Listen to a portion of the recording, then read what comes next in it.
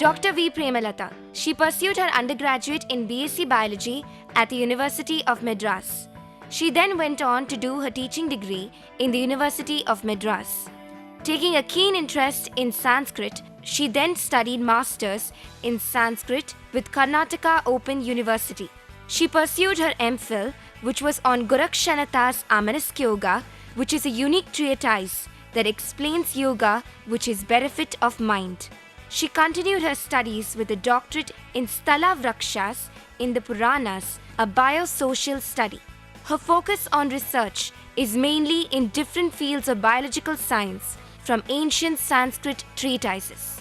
Welcome to UGC lecture series in Sanskritam. In the last episode, we saw the different types of soil, the Anupa, Jangala, Sadharana, and the properties of the soil, the colors of different soil, and all the species of trees that grow in those soils. And then we saw the classification of trees by many of our ancient sages and the classification according to their morphology. And we also saw vegetative propagation, and I have brought you this sugar cane Ikshudanda, and which is an example of vegetative propagation. See the nodes, and if you cut here and plant, you will get a new sugar cane plant. So, this is Ikshudanda, the sugar cane, which is an example for vegetative propagation. And then you have the turmeric. See, all these things can be broken and then planted again, and new plant will grow. This is also an example for vegetative propagation. Now, we will get on to the next topic. Today's episode will be on Bija Upti, that is the sowing of seeds, Bijanam Uptihi, and we will be dealing with the following subjects. So, rules of sowing, we have the preparation of seeds, the enrichment of seed bed with a method of the rotation of crops, the preparation of the seed bed or the pit into which the seed goes, the cleanliness on the part of the planter, watering at proper intervals, the time of sowing the seeds, and the rules of replantation. Let us go to the shloka. Samyak krishte same kshetre mashanuptva tilams tatha sunishpannat apanayet tatra bijoptihi ishyate. So, the seeds are preferred to be sown in a land in which black gram and sesame have been grown, plowed and level. This verse very clearly indicates that Indians knew the rotation of crops for nurturing the soil. Masha and Tila, the black gram and the sesame, are very proteinaceous and they enrich the soil, giving nourishment. So, instead of adding manure and waiting for the result to happen, it is better to enrich the soil first, and Indians knew the rotation of crops even in ancient times, and the soil was enriched by the rotation of crops method in ancient India.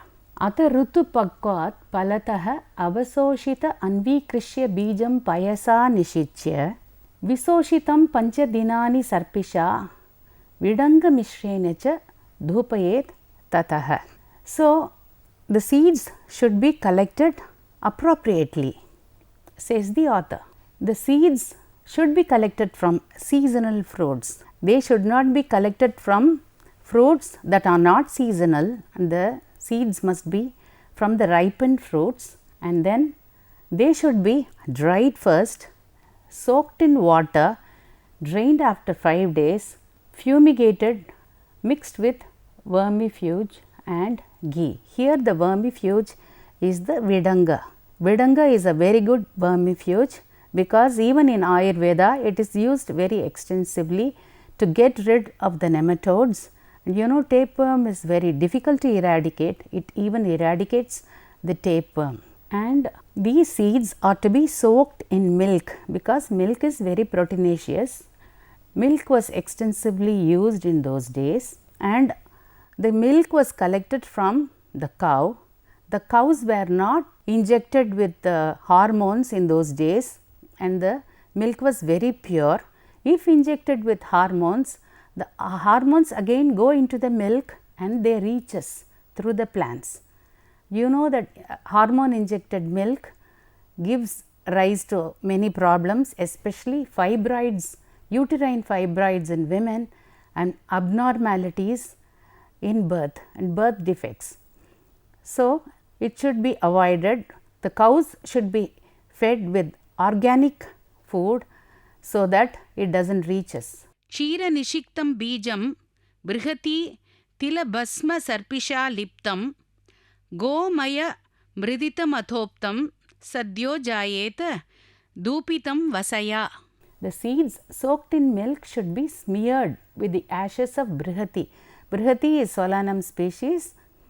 We have a lot of Solanum species it is nothing but the brinjal plant, but we have, apart from brinjal, we have so many varieties which are very medicinal in value, and it should be mixed with sesame along with ghee. Ghee is a very important part of seed sowing. They should be allowed to germinate in cow dung, and it should be fumigated with animal fat, and this facilitates instant growth. So, you have the cross references in all our ancient texts like Manasa Ullasa, Brihad Samhita and other texts also. I have given the chapter 55 and the shloka numbers, and you can always cross check. And then we go to the next shloka. This also says that the seeds should be soaked in milk. Payasi nishiktam bijam gomaya parimarditam visoshya tatah makshika vidanga churnaihi bahusho mriditam prajayeta. So, the seeds must be soaked in milk, it must be immersed in cow dung and dried, mixed with a powder of honey. Here makshika can mean bee wax or honey, but usually we use it for honey because makshika or the bees collect honey from the flowers, and that also has a bearing on the calorific value and the quality of the honey. So, the makshika, since they collect the honey, it is known as makshika, and it is mixed with vermifuge, that is vidanga, multiple times and then sown. Here I would like to say something about honey being mixed with seeds, because if you know, in ancient Egypt, when they did the excavations for the tombs in pyramids, honey was the only one which was not fermented or which was kept intact in the jars in the pyramid, because honeybee secretes saliva which has some special ingredients which go into the honey, and that acts as a preservative, very natural preservative, no chemicals, and this is a very special ingredient, and this should be mixed with seeds, was thought of by our ancient sages. Jambu panasa chutanam saralam lakuchasya cha Kshira siktam vapet bijam grita govit vidangavat. So, now we have different species of plants being mentioned that should be given proper nutrition, because we believed in prophylactic treatment rather than the curative treatment. The seeds of jamun, jackfruit, mango, sarala and lakucha should be sprinkled with milk. It should be mixed with ghee and cow dung, and vidanga, the vermifuge that you all know, should be sown. Then here there is an importance given to the planter also. The planter should not contaminate the seeds. So, we knew about contamination even in the days of, from the days of Rig Veda. Shuchihi snato vibrat vasanam amalam pujita suro gurum natva datva vasu vasumatim va gunavate swayam bijan ado vapati katichit vastu purusham manasyantah kritva tad anu parito anyah parijanah. So, in those days, even the planter had to bathe, keep himself absolutely clean, wear clean clothes, and he has to do some ritual before sowing the seeds. Mata Pita Guru Devam. So, he first bowed down to his Guru, his teacher, and he gave some Guru Dakshina. Those things were incorporated in all the rituals in those days. Perhaps they were rituals and that is why they are not being followed today in most of the places in India. One who sows the seeds needs to be very clean. He should have bathed and attired in clean clothes. After his prayers, he should pay respects to his Guru and give Guru Dakshina, give charity to the deserving in the form of money or land. After doing all this, he should meditate upon Vastu Purusha. So, in astrology, we have something known as the Vastu Purusha. Now, if you see the picture, you will understand. And Vastu Purusha was propitiated, and then the seeds were sown. And after he sows the seeds first, the others were given opportunity to sow them, and the servants were asked to continue to sow the seeds. So, Vastu Purusha was propitiated. So, here is an interesting shloka from the first mandala of Rig Veda. If you read the first mandala of Rig Veda, you will have a lot of information. A shloka from Vishaknopanishad from the first mandala of Rig Veda. So, this is a eulogy to Lord Surya, but you have the words which denote that ancient Indians knew about microbiology. Ud purastat Surya eti vishva drishto adrishtaha. Adrishtaha means that which is not seen, that which can be seen only through microscope. So, with naked eye you won't be able to see. That is why it is denoted as adrishtaha, adrishtan sarva. So, that means the germs which are not seen, the microbes. So, very clearly indicated in Rig Veda. So, Rig Veda is the first Veda, you should all remember, and from the times of Rig Veda we had known about microbiology. Then a place of sowing. Bija dhanim trinastirnam kritva sinchet paya ambuna jata anguram cha salilaihi nistrinam soshamanayet. The place of sowing should be strewn with grass, sprinkled with milk and water. Whenever it sprouts, the grass should be removed after it is wet and then allowed to dry. Let us go to Ropana Vidhi.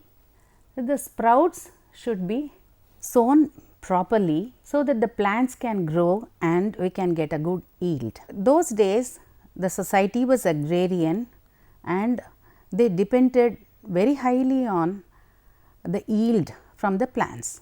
That was their sustenance. The ancient methods of planting is very scientific, as the sprouts are treated with organic manure and vermifuges and then planted in proper pits dug with measurements. These pits are also prepared with organic manuring, spraying and fumigating so that illness to the plant is prevented. Our systems of medicine believed in prophylactic treatment rather than curative. So, the planting techniques involved the preparation for planting, the actual planting procedures, the asterisms for planting, the different designs in planting, the planting intervals and the order of planting flora. Ropana Vidhanam.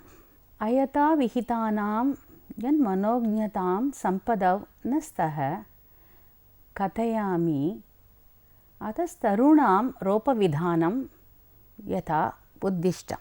If improperly done, the sowing might not be aesthetically pleasing or beneficial. Therefore, the proper method of planting will be enumerated by me.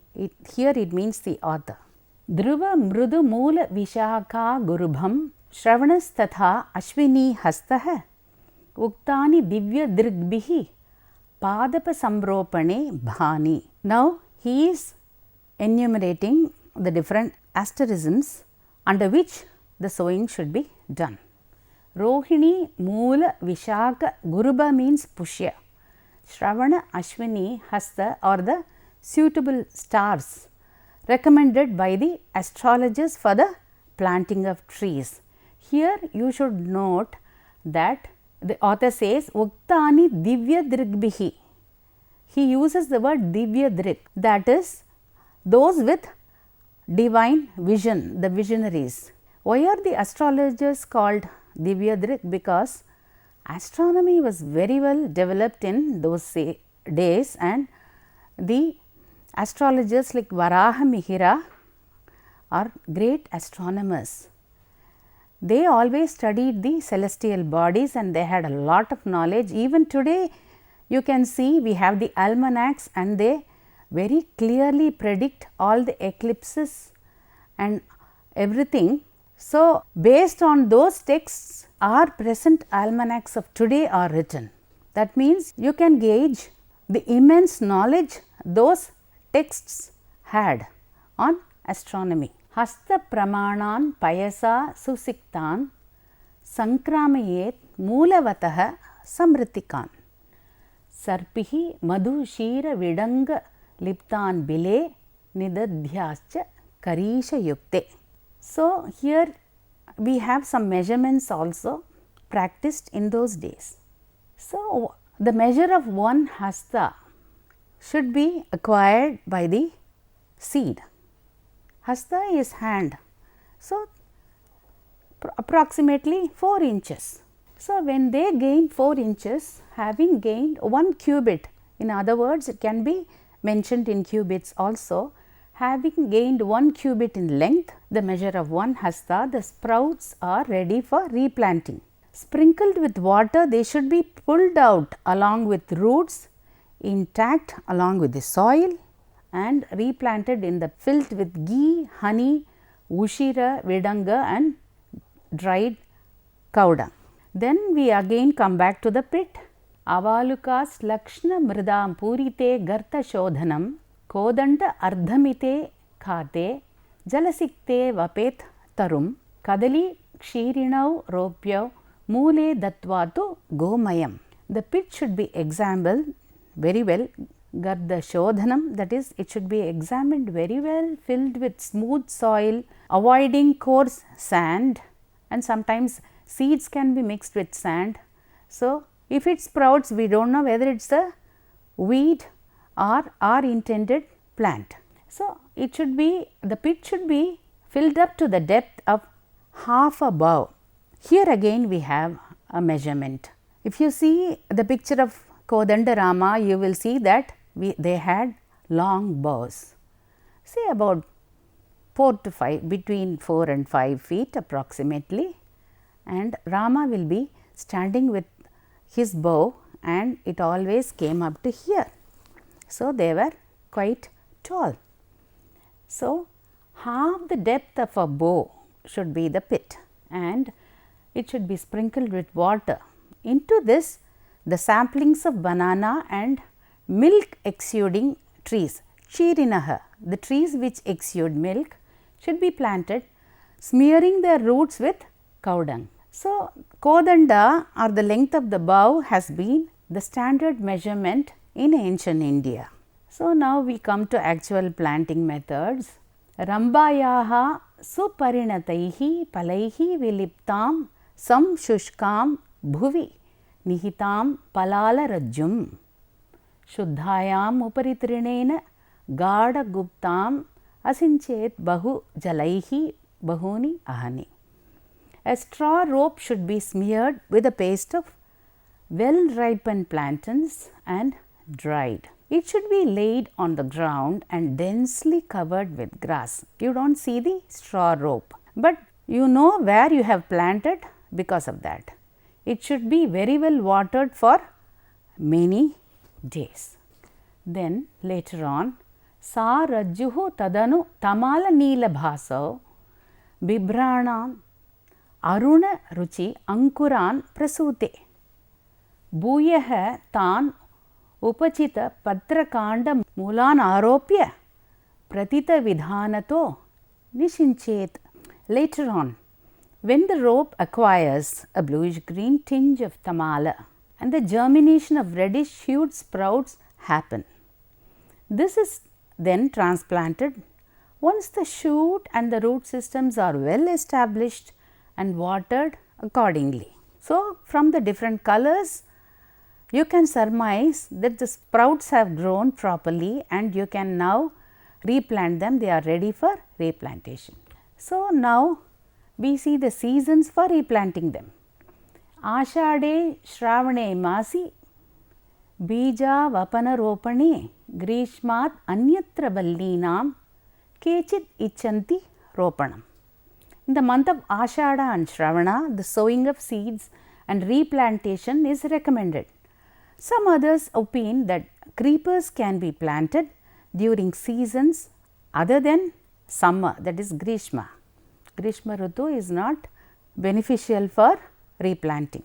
You know why? Because the temperature is not beneficial. So, there are many designs for planting the trees. The town planning also incorporated those type of designs while they were doing the Upavanas in ancient days.